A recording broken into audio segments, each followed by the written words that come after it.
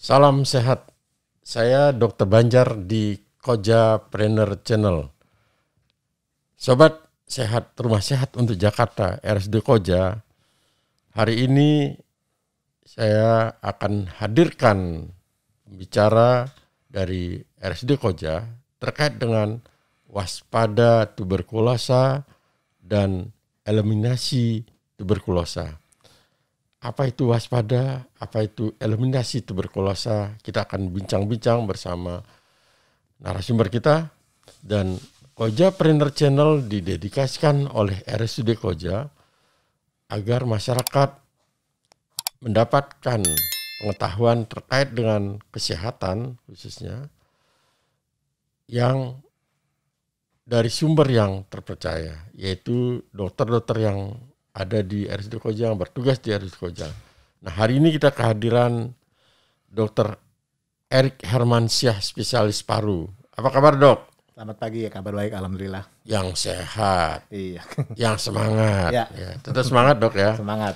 Gimana kemarin COVID 2021 lumayan dong, karena Dr. Erik langsung masuk ke pelayanan COVID ya. Ya, luar biasa kasusnya, tapi alhamdulillah belakangan sudah makin turun. Makin turun ya. Ya tetap waspada ya. Tetap. Oke. Nah, hari ini kita bincang-bincang terkait dengan tuberkulosa. Kalau orang awam bilang TBC.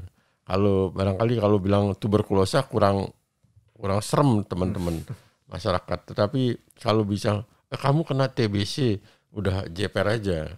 Nah, agar masyarakat awam di luaran sana, di Jakarta, di Indonesia yang mendengarkan Kojapreneur Channel ini bisa lebih paham terhadap tuberkulosa. Ini kita kupas tuntas tentang tadi waspada TBC. Saya tertarik dengan bahasa waspada. Kenapa TBC harus diwaspadai, Dok? Ya, TBC harus diwaspadai karena penyakit ini sudah ada sejak lama ya di manusia. Bahkan yang bisa dilihat di internet, di salah satu mumi Firaun yang ditemukan yang sudah sekitar 2000-3000 tahun yang lalu, di parunya ditemukan kuman tuberkulosis. Artinya Firaun itu mengidap penyakit tuberkulosis paru. Artinya penyakit ini sudah ada sejak lama dan sangat sulit dieliminasi sampai saat ini. Padahal obat-obatan ada, obat-obatan sudah banyak ditemukan untuk penyakit ini, penyakitnya bisa disembuhkan, tetapi angka infeksinya, angka kejadian penyakit barunya tetap meningkat terus.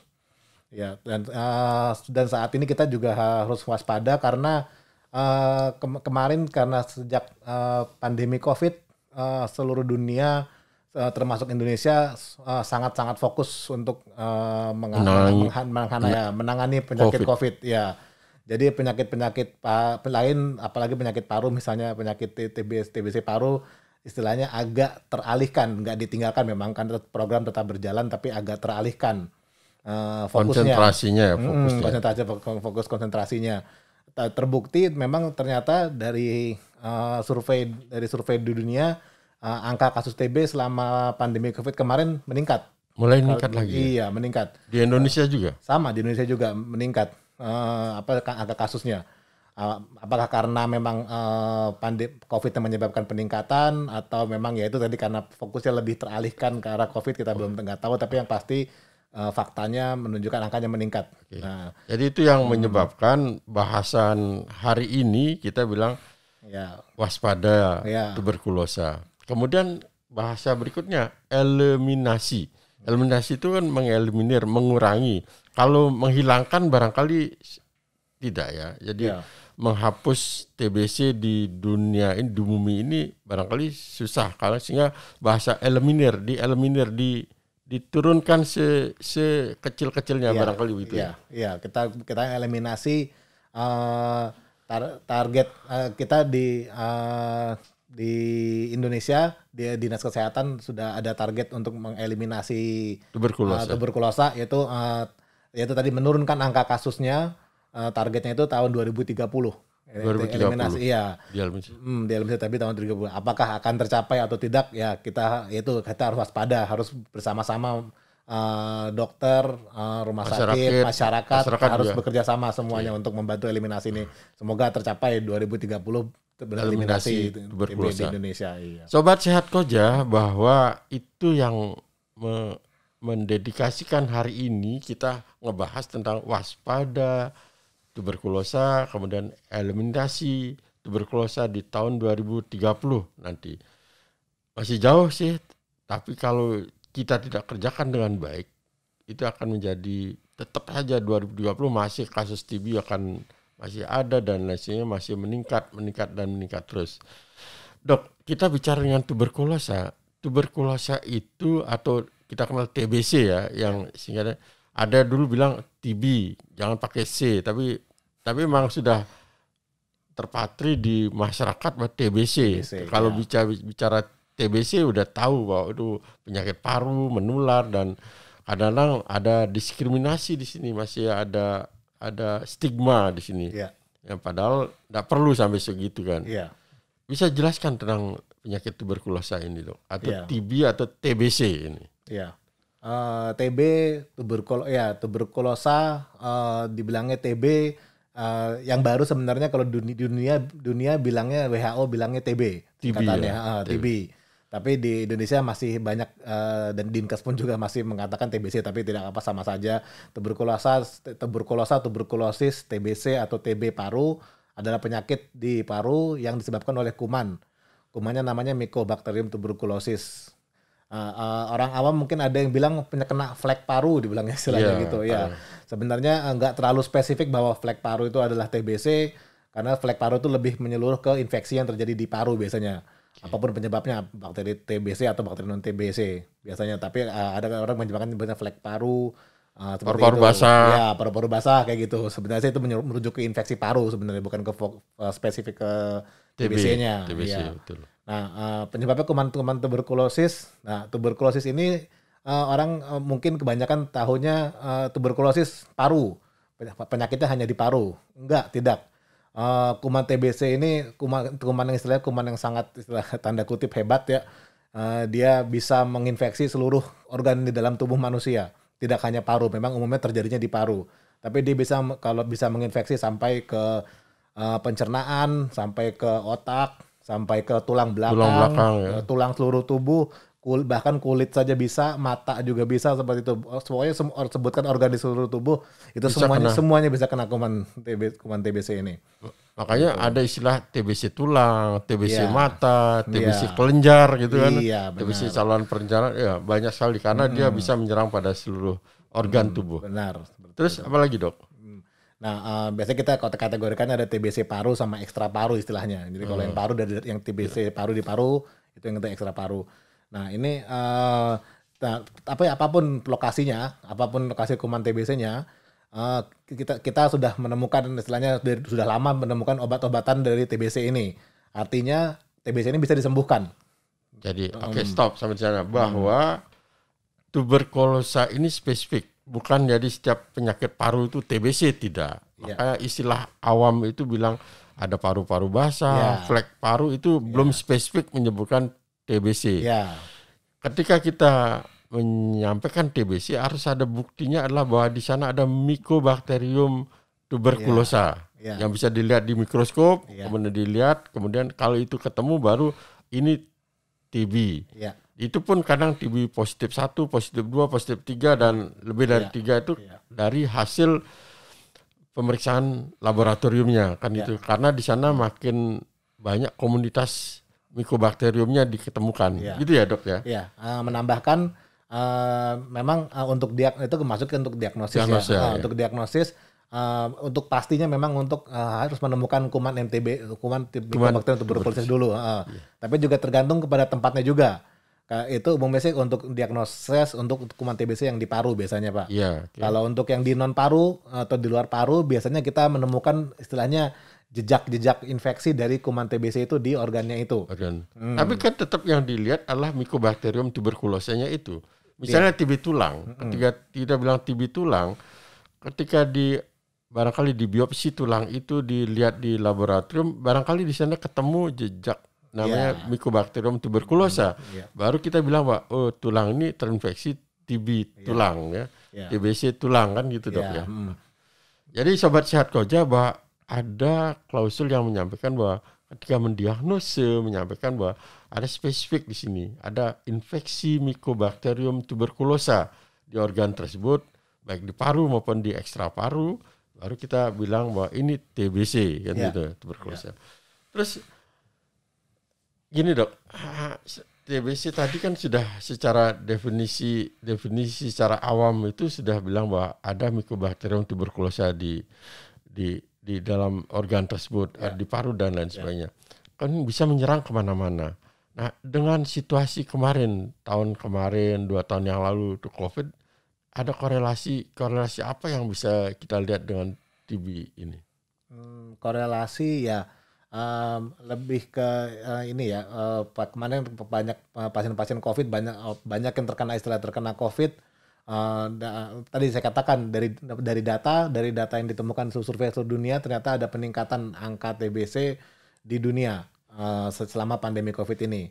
Apakah berhubungan langsung dengan COVID sih belum ada penelitian atau menunjukkan bukti itu ya.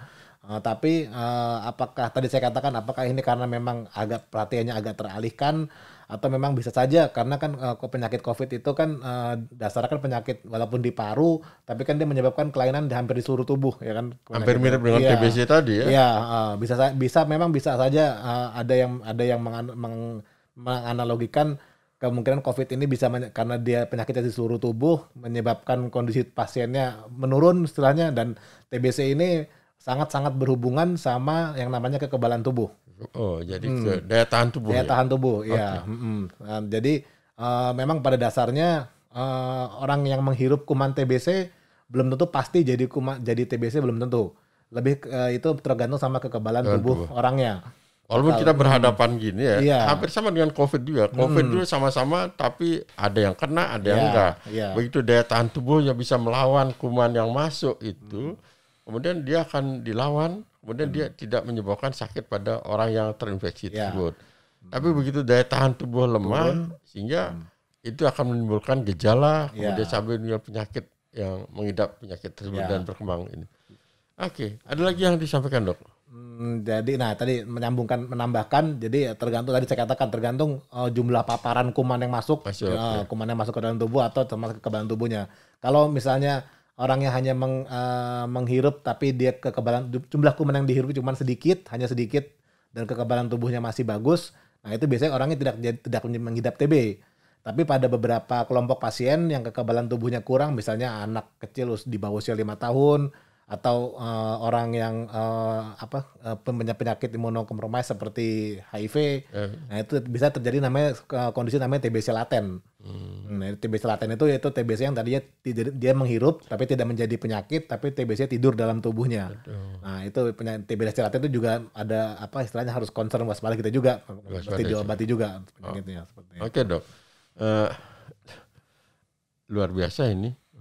Jadi kalau kita bayangkan TBC, kalau apalagi kita bisa membayangkan kuman TBC kecil, tapi begitu lihat warnanya merah tuh mengerikan ya. Mycobacterium tuberculosa ya. Kalau sayang nggak bisa dilihatkan di televisi monitor di sini. Kalau Mycobacterium TBC itu begitu lihat bintik-bintik batang ya itu sangat mengerikan kalau lihat ya. Kalau saya sih melihat mengerikan tuh.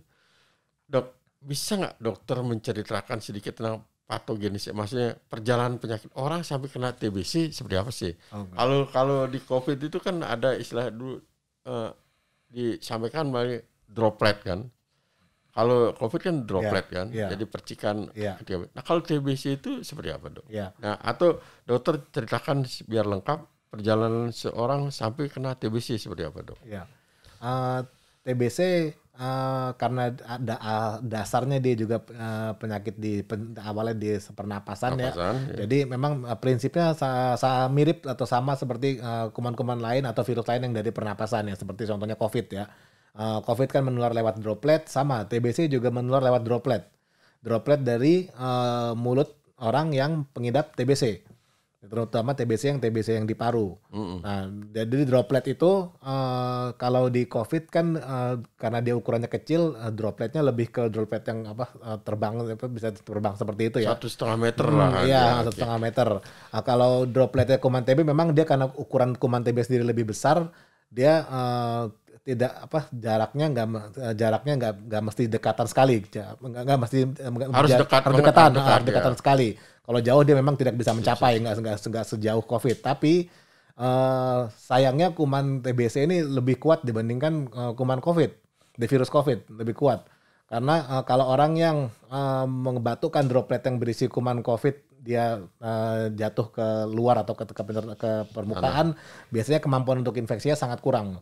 Kalau berbeda dengan kuman TBC. Kalau kuman TBC dia dropletnya jatuh ke tempat terbuka, itu masih bisa bertahan lama kumannya di situ. Bisa menularkan. Masih bisa menularkan. Terutama di tempat-tempat yang gelap atau yang lembab, yang nggak kena sinar matahari, nah itu kumannya akan bertahan lama di situ, bisa sampai berhari-hari. Dan kalau dan bisa menginfeksi orang yang bersentuhan dengan area itu makanya. Nah, perjalanannya jadi orang yang terkena yang menghirup kuman dari TBC itu masuk ke pernapasan, masuk ke paru. Nah, akhirnya tadi seperti yang saya jelaskan sebelumnya, apabila kekebalan tubuhnya kuat, masih bagus, badan akan ngelawan, akan mensupres atau menekan kuman TB itu, akhirnya tidak menjadi penyakit.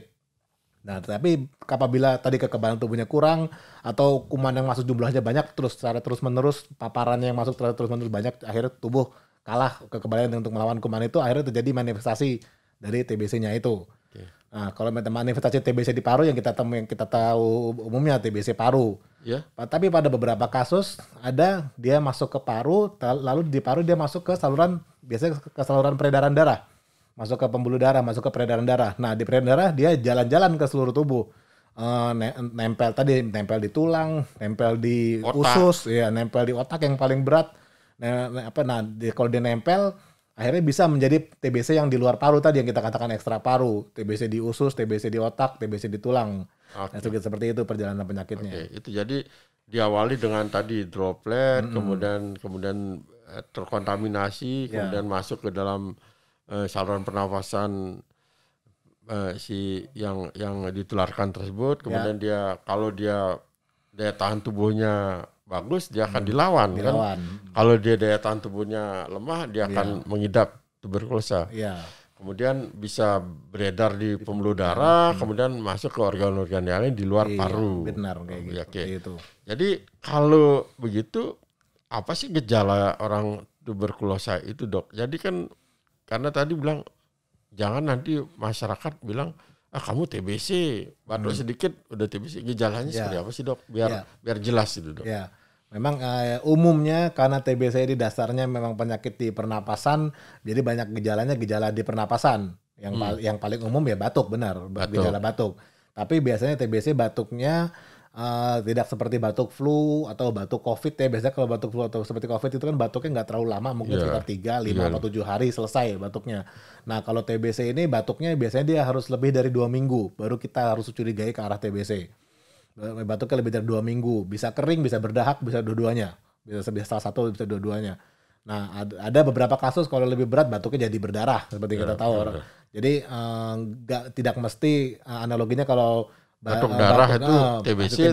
Memang kemungkinan ke TBC ada, tapi penyakit lain juga ada. Tapi yang jelas TBC bisa menyebabkan batuk berdarah. Iya, batuk berdarah. Gejala lain sesak nafas karena dia di paru, bisa sesak pernapasan.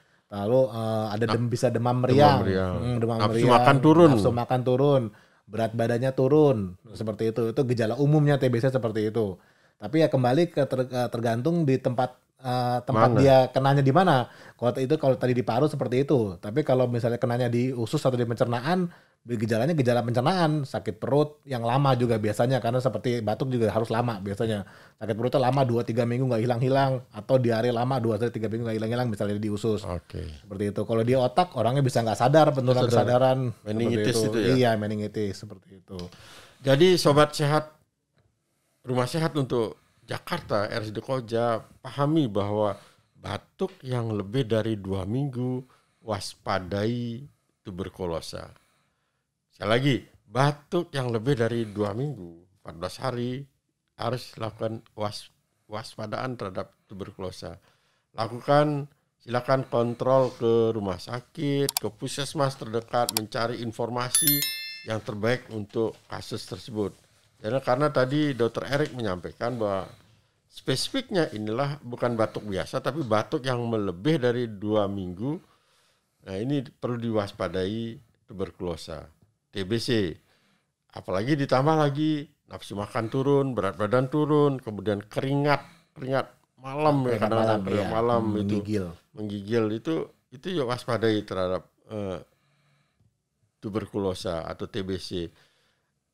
Apalagi diikuti dengan sampai batuk darah, yang sering dibilang kalau batuk darah wah TBC kamu, belum tentu. Itu harus mencari kepastian diagnosisnya. Tetapi batuk darah bisa disebabkan oleh tuberkulosa.